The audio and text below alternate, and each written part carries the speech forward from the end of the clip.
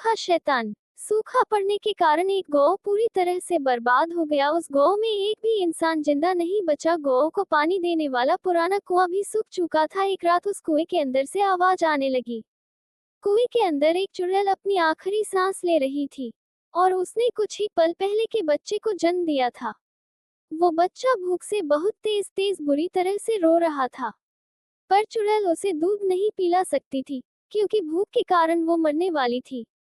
उसने अपने बच्चे को ऊपर उठाया और पूरा जोर लगाकर कुएं के बाहर फेंक दिया।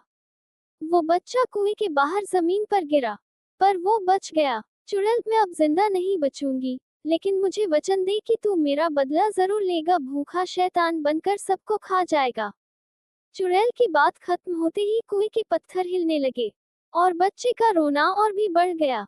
कुएं के सारे पत्थर एक एक कर अंदर चुड़ैल पर गिरने लगे। चुड़ैल की भयानक चीखें निकल रही थी। देखते ही देखते पूरा कुआं पत्थरों से ढक गया। चुड़ैल के मरने के बाद वो बच्चा रोते रोते वहां से गायब हो गया और फिर कभी नहीं दिखा। उस गौ से बहुत दूर दूसरे गौ में एक व्यक्ति की मौत हो गई और लोग उसे जलाने के लिए ले जा रहे थे। सब विधियां पूरी हो चुकी थी और अब उसे अग्नि देने ही वाले थे। एक आदमी ने उसे अग्नि दी। आसपास बहुत लोगों की रोने की आवाज आ रही थी। अचानक वो रोता हुआ शैतानी बच्चा उड़ता हुआ आया और लाश के अंदर घुस गया। ये घटना इतनी तेज हुई कि किसी को कुछ समझ नहीं आया कि आखिर हुआ क्या। पर थोड़ी देर बाद लकड़ियां जलने लगी, पर लाश पर कुछ असर नहीं हो रहा था। वहां के सारे लोग डरने लगे।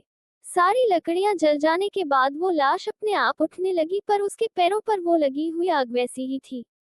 लाश उठकर खड़ी हो गई और उस लाश ने शैतानी रूप ले लिया और उसे देखकर वहां के सारे लोग डर कर भागने लगे। शैतान, खाना चाहिए, खाना चाहिए। उस मरे हुए आदमी में चुड़ैल के बच्चे ने प्रवेश कर लिया था और अब वो भूखा शैतान बनकर अपनी मां का बदला लेने आया था। उस शैतान ने जली हुई लकड़ियां खा ली और अब वो किसी इंसान को खाने के लिए भागने लगा। उसने एक आदमी को पकड़कर उठाया और अपने पैरों में लगी आग से जलाने लगा। उसका शरीर पूरी तरह से जल जाने के बाद शैतान उसे खा गया। शैतान गौ पर किसी मुसीबत की तरह टूट पड़ा और उसने किसी को नहीं छोड़ा। औरतें, बच्चे, बूढ़े, जवान सबको जलाकर खाने लगा। चारों तरफ गौ वालों की चीखें सुनाई देने लगी। कुछ देर बाद पूरा गौ शांत हो गया क्योंकि सबको इस शैतान ने खा लिया था, पर वो अब भी भूखा था। वो अपने आसपास देखने लगा, जोर से चिल्लाने लगा। ऐसी भयानक आवाज सुनकर पेड़ के पीछे छुपा एक आदमी वहां से भागने लगा और तभी शैतान की नजर उस इंसान पर पड़ी। शैतान ने उस भागते हुए इंसान को देख लिया। वो इंसान और तेजी से भागने लगा, पर शैतान का मुकाबला नहीं कर पाया और वो पकड़ा गया। शैतान, तुम इस गांव में अकेले ही बचे हो या और भी कोई है? आदमी, मुझे कुछ नहीं पता, मुझे छोड़ दो। शैतान, मेरी भूख अभी तक शांत नहीं हुई है, इसलिए मैं तुम्हें नहीं छोड़ सकता।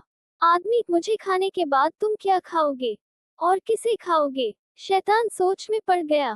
फिर अचानक उसे एक बात याद आई। शैतान, तुम उसकी चिंता मत करो, मेरी भूख सिर्फ इंसानों की मोहताज नहीं, मैं जानवरों को भी खा सकता हूँ। आदमी, तो जाओ जानवरों को खाओ और मुझे छोड़ दो, मैं तुम्हारे पैर पड़ता हूँ। जैसे ही वो आदमी शैतान के पैर पकड़ने के लिए नीचे झुका, पैरों की आग ने उसे जलाना शुरू कर दिया और थोड़ी ही देर में वो पूरी तरह से जल गया। शैतान, मूर्ख इंसान, खुद ही मेरी आग से जल गया। शैतान उस इंसान को भी खा गया, पर उसकी भूख अभी तक शांत नहीं हुई थी। शैतान, और खाना चाहिए।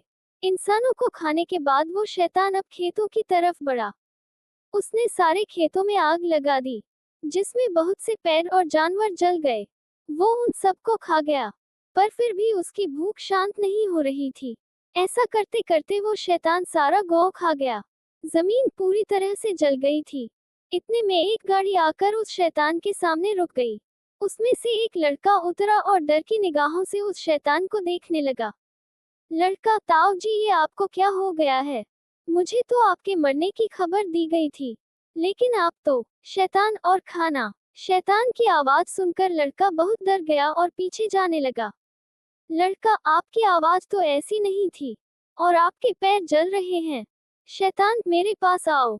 लड़का भागने लगा, पर उस शैतान ने उसे पकड़ लिया और उसे आग से जलाने लगा।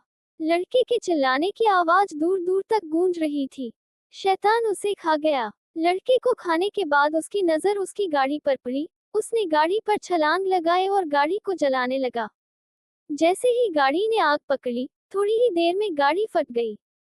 गाड़ी के साथ साथ शैतान के शरीर के भी टुकड़े टुकड़े हो गए और वो बच्चा उस शरीर से बाहर आ गिरा। वो शैतानी बच्चा अभी भी भूख के मारे जोरों से रो रहा था और उसकी आवाज उस वीरान जगह पर गूंजने लगी।